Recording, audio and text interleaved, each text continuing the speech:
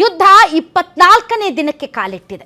ಈ ಯುದ್ಧದಲ್ಲಿ ನೀವು ಇಸ್ರೇಲ್ ಪರನ ಅಥವಾ ಇರಾನ್ ಪರನ ಅನ್ನೋ ಪ್ರಶ್ನೆಗಿಂತ ನೀವು ವಿನಾಶ ಕಾಲಕ್ಕೆ ರೆಡಿ ಇದ್ದೀರಾ ಅನ್ನೋ ಪ್ರಶ್ನೆ ತುಂಬಾ ಇಂಪಾರ್ಟೆಂಟ್ ಆಗುತ್ತೆ. ಯಾಕೆ ಅಂತಂದ್ರೆ ಇರಾನ್ನಲ್ಲಿ ಈಗ ರಕ್ತ ಹರಿತಾ ಇದೆ, ಆದರೆ ಕಣ್ಣೀರು ಮಾತ್ರ ಭಾರತದ ಬಡ ಮಧ್ಯಮ ವರ್ಗದ ಜನರಲ್ಲಿ ಬರ್ತಾ ಇದೆ. ಮಹಾಯುದ್ಧದ ಮಡಿಲಲ್ಲಿ ಬೆಳೀತಾ ಇರೋ ಬೆಲೆ ಏರಿಕೆ ಅನ್ನೋ ಕೂಸನ್ನ ಅಪ್ಪಿ ಮುದ್ದಾಡಕ್ಕೆ ನೀವು ರೆಡಿ ಇದ್ದೀರಾ.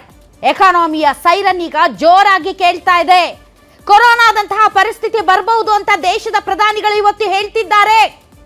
ಜಾಗತಿಕ ಮಾರುಕಟ್ಟೆಯಲ್ಲಿ ತೈಲ ಬೆಲೆ ಹೆಚ್ಚಳ ನಿಮ್ಮ ನೆಮ್ಮದಿ ಕ್ಷಣಿಕ ವೀಕ್ಷಕರೇ.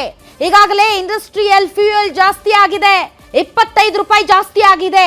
ಇದರ ಅರ್ಥ ಫ್ಯಾಕ್ಟರಿಗಳಲ್ಲಿ ವಸ್ತುಗಳ ತಯಾರಿಕೆ ಮತ್ತು ನಿಮ್ಮ ಮನೆಗಳವರೆಗೆ ತಲುಪಿಸೋದು ಅಂದ್ರೆ ಸಾರಿಗೆ ವೆಚ್ಚ ದುಬಾರಿ ಆಗಲಿದೆ. ಹಣ್ಣು ತರಕಾರಿ ನಿತ್ಯ ಅವಶ್ಯಕ ವಸ್ತುಗಳ ಬೆಲೆ ಆಕಾಶಕ್ಕೆ ಮುಟ್ಟುತ್ತೆ. ಜನಸಾಮಾನ್ಯರಿಗೆ ಏನು ತೊಂದರೆ ಇಲ್ಲ ಅಂತ ಮೋದಿ ಅವರು ಹೇಳ್ತಿದ್ದಾರೆ. ಆದ್ರೆ ಯಾವ ರೀತಿ ಈಗ ಇರಾನ್, ಇಸ್ರೇಲ್ ಮತ್ತು ಅಮೆರಿಕ ಅಟ್ಯಾಕ್ ಮಾಡ್ಕೊಳ್ತಾ ಇದ್ದೇವೆ ಅನ್ನೋದನ್ನ ನೋಡಿದ್ರೆ ಮುಂದಿನ ದಿನಗಳಲ್ಲಿ ಪೆಟ್ರೋಲ್ ಡೀಸೆಲ್ ಬೆಲೆ ಕೂಡ ಹೆಚ್ಚಾಗುತ್ತೆ.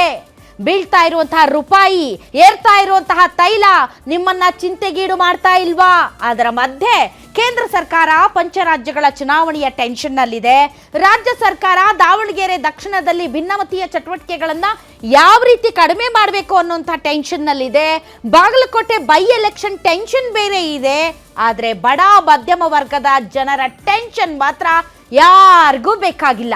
ಎಲ್ಲ ಚೆನ್ನಾಗಿದೆ, ಎಲ್ಲ ಚೆನ್ನಾಗಿದೆ, ಎಲ್ಲ ಸರಿ ಹೋಗುತ್ತೆ, ಎಲ್ಲ ಸರಿ ಹೋಗುತ್ತೆ. 23 ದಿನ ಆಯ್ತು, ಏನು ಸರಿ ಹೋಗಿಲ್ಲ.